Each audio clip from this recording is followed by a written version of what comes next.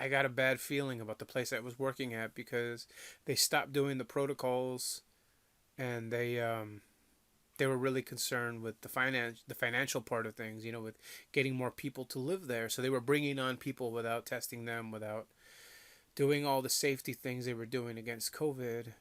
And yeah, I didn't feel great about that. Then all of a sudden, I started hearing that people in one of the buildings next to us, it was like four main buildings. One of the buildings had a case, and then another case, and then a whole floor got sick, and then the whole building was quarantined. So I put in my notice. I let them know I was going to be gone by December 3rd. I remember leaving and thinking, good, I got out of there in time. COVID looks like it was starting to become a big problem at this facility, and I think I needed to get out of there. By December 12th, I had a massive headache. My legs were pretty much spaghetti, and it just progressed. I got tested, I was positive. I was like, fuck, what am I going to do? I have this little 3 year old here in the middle of all this. What are we going to do with her? And I remember my wife taking care of me a few days because I was in pretty bad shape.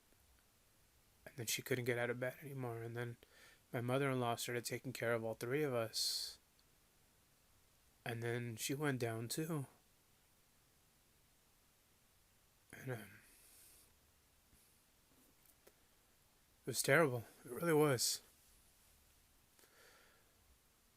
I remember thinking like there was like being completely powerless, like there's nothing I could do for my family. All of a sudden, like my stubbornness did this. And my sister-in-law ended up coming over, and she ended up feeding us all and getting us medicine and taking care of us. She came into the middle of us. Everybody was infected. And she took care of us for a long time. And I remember I woke up one day. I didn't feel too bad, but we had the oxygen meter thing that you put on your finger. I don't remember what the hell it's called it right now. My wife put it on my finger, and it was like at like 80. And that meant I was in really bad shape, that my lungs were just not doing well. I guess your organs start to fail like somewhere around there. So she freaked out and was like, "We're going to the hospital." I didn't really want to go because at the time the hospital wasn't admitting people. People couldn't get in. Yeah, you just couldn't get in. There was no room. There was no rooms for anybody. It was a freaking disaster. I remember my wife had gone. And she said it was just a room full of misery. Everybody was just moaning and sad and hurt. Everybody was just so sick. And I couldn't say no. I was like, okay, let's go. Whatever. For what it's worth, let's go. Let's see what they tell me. And kind of right in the front, I was in bad shape, so I couldn't walk from the parking lot. I went in and realized that they were only going to let me in to line to wait for their emergency room. So I texted and said, hey, just stay in the car. Well, I was probably like fourth in line. I don't know, like I just started feeling like shit. I was really flushed. Everything started spinning, and I remember I started reasoning with myself, like, hey, just sit down right here. Just sit right here where you're in line. Just lean against the wall.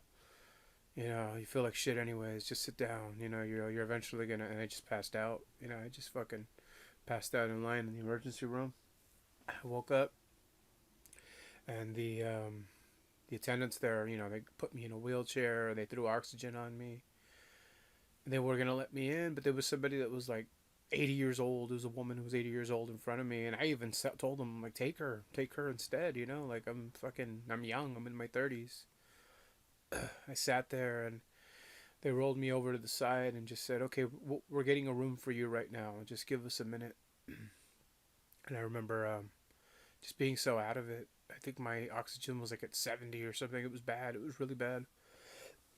And so I don't know. I was probably there for like about an hour or so, just waiting. And then they eventually put me in a room, and it wasn't even a room. It was like a makeshift room. It was just kind of leaned on this inclining. It wasn't even a bed. It was like almost like a reclining chair that was really like leather and hard. I just leaned on it, and they put bunch of machines and IVs and shit in me. And I just sat there and I looked at the chaos that was going on. Everybody was just running around. I could hear just beeps. People kept coming in and poking me, and they kept checking my oxygen, and it just didn't look good. They just kept nodding their heads and saying, "Damn." They did X-rays and they told me I had pneumonia. That my lungs were completely filled with fluid. And it's just a scary ass experience. Like I was there till I don't know, probably like 14 hours or so just in that room until they finally found me a room. And it's funny, like they found me a room a couple times and then somebody else would take it so that I had to wait. And they're like, "Oh, we just gave it away. Sorry." But eventually it was like 1 in the morning when they finally wheeled me into my room. And I remember just being so grateful that I had like a regular bed to lay down. I was exhausted. My body hurt so bad. And then it was such a humbling experience. Like just having the oxygen made me feel normal. And I was attached to this tube, but if I needed to go to the bathroom, I needed to take it off, and I had to really think about it. I was like, oh man. So that became a whole thing. Like I just, it was just about survival. About getting better, because I felt like shit. And this was like on the 22nd of December, so I was there for a while. I had to FaceTime my daughter on Christmas. I remember just sitting there in the dark. There was nobody could visit me. I just had people come in constantly, poking me with things. Because I'm a diabetic, the medicine they were giving me was making my blood sugar spike. So I had to get, these insulin injections in my gut. It was terrible. It was terrible. And I could tell you, it was just, I wasn't sure if I was going to get out of there. I remember reaching out to a lot of people that I had a falling out with and just trying to make amends. I didn't want to end on that note, so I'd reach out and say, "Hey, I take responsibility for being crummy at the end of our friendship, relationship, whatever. I don't think I got much time, so hey, you know, it's not worth it holding on to that grudge." I did that a few times. I did it quite a few times when I was in there. I remember just being so alone. You know, battling things like depression and isolation even before COVID and the pandemic was difficult. But being in this situation, it was just, there was no sense of hope. It was just desperate, desperate in loneliness. It was just not knowing that I was going to be able to go home. I was there for a while. And even when I went home, I was sent home with some oxygen. I was attached to a machine for a long time and it was super weak.